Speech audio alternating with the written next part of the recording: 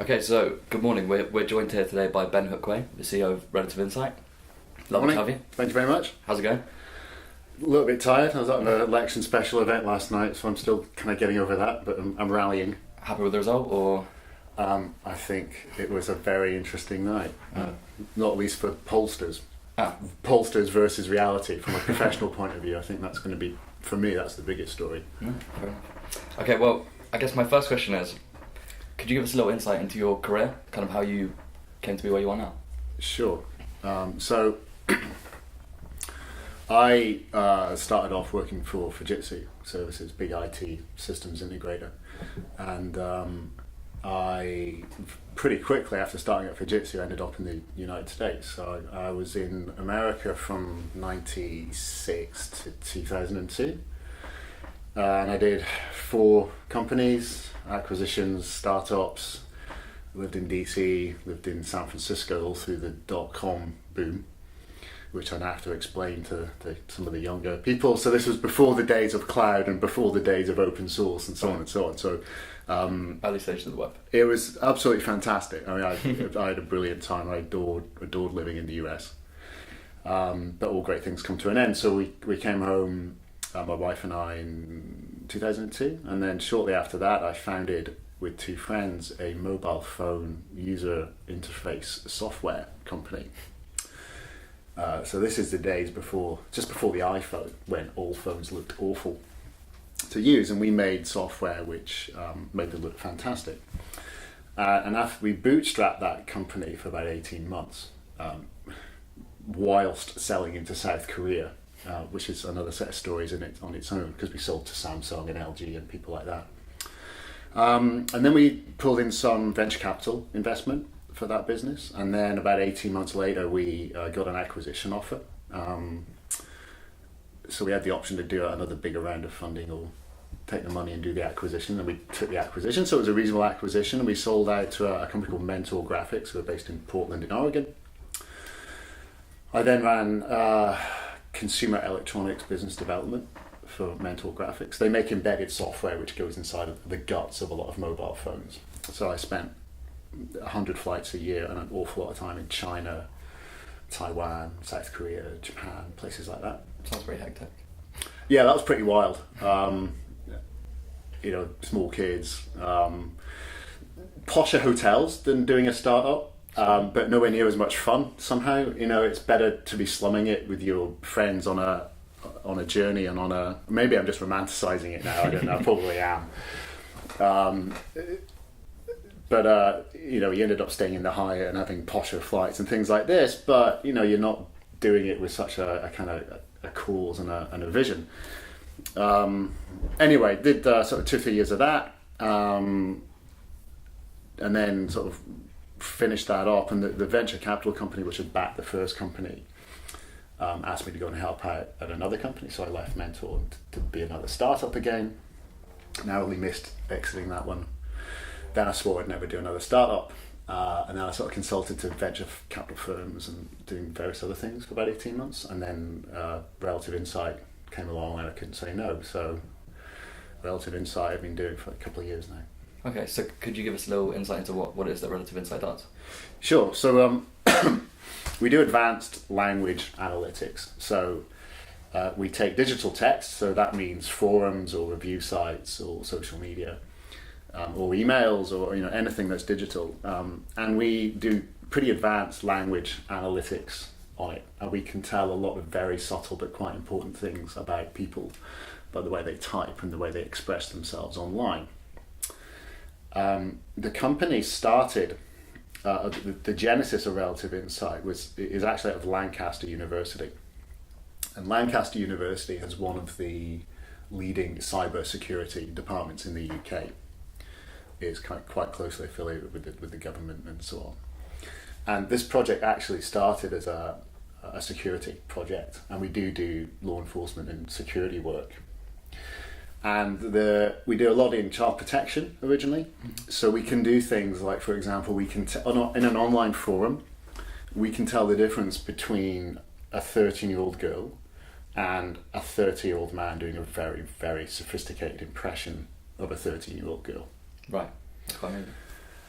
So and so sadly this does happen, and so this we can do this kind of thing because we're extremely good at comparing two sets of language and understanding what's subtly but significantly different between the two language sets.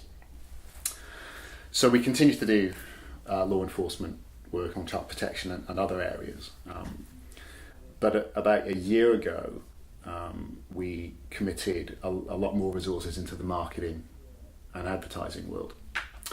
So marketing is based on imagery and language, and it became apparent to us through a few kind of coincidental meetings with ad agencies that a lot of ad agencies and marketers were kind of using word clouds and stuff like this, which it's not great. No, it's not great, and but it was a kind of limited understanding of treating language as a data source.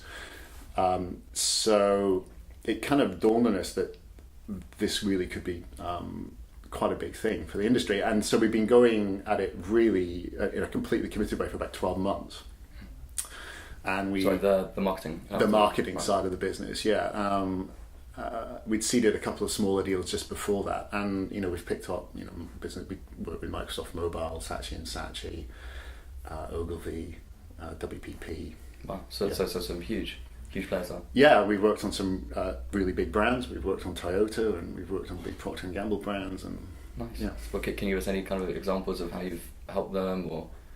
Yeah, so it's still one of these things where our success is a secret, our failures are public, I guess. But so we specialize in two things really. There's two types of language when it comes to marketing. There's what the brand says and how they say it, and it's also the other side of that coin is, of course, what consumers say and how consumers speak. Now, when I say language here, I mean things like not only what people talk about, but the style of language they tend to use. So are they expressive? Are they emotive? Are they colloquial? Are they formal? Do they use certain phrases which could be a signal that they're part of a certain community? Right, so it's more than just words, it's contextual stuff too.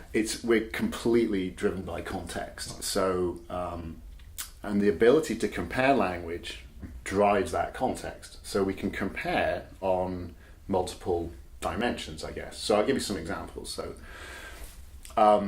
we've done a lot of work on cosmetics. So one of these exercises showed that if you look at the review language in the United States of cosmetics, and you compare the language style of reviewers by age, you reveal some interesting things.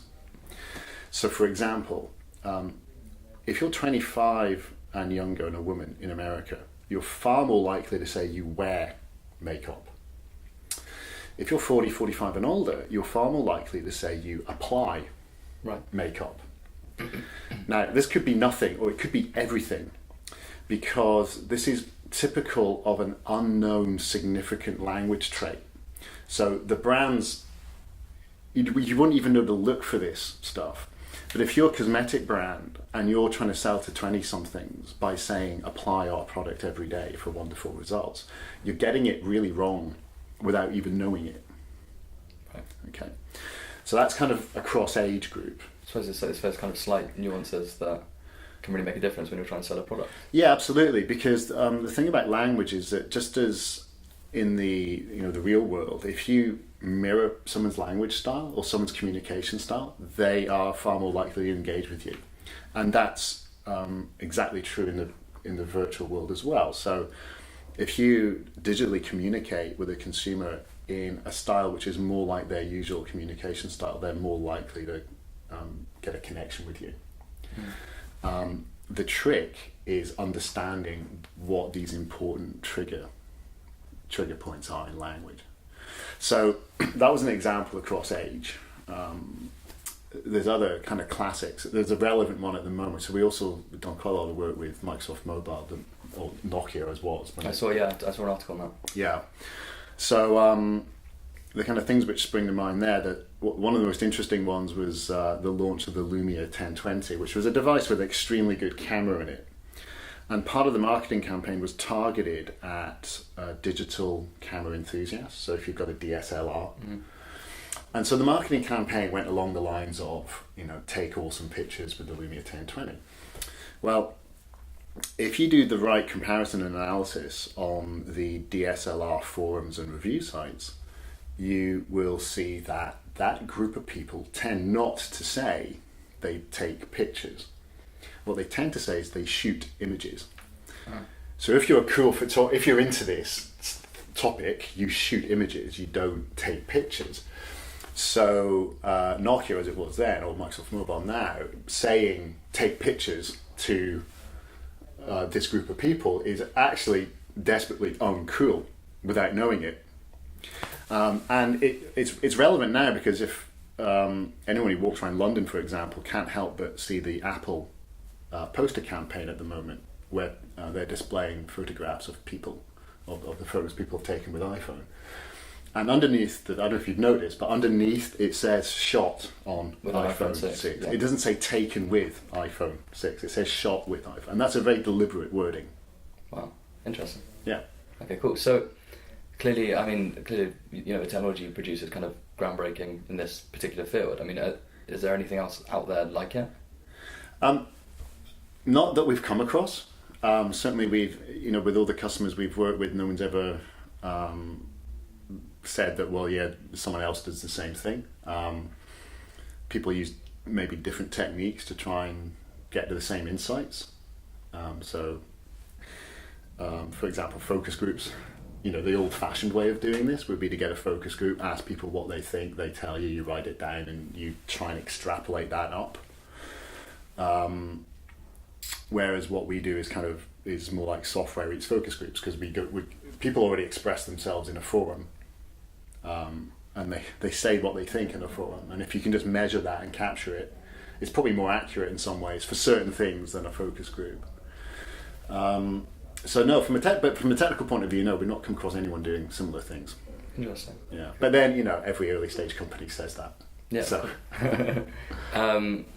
so I suppose, does this kind of pose a real opportunity for kind of global brands, in the sense that I'd imagine, say you have a big brand like Coca-Cola. Yeah.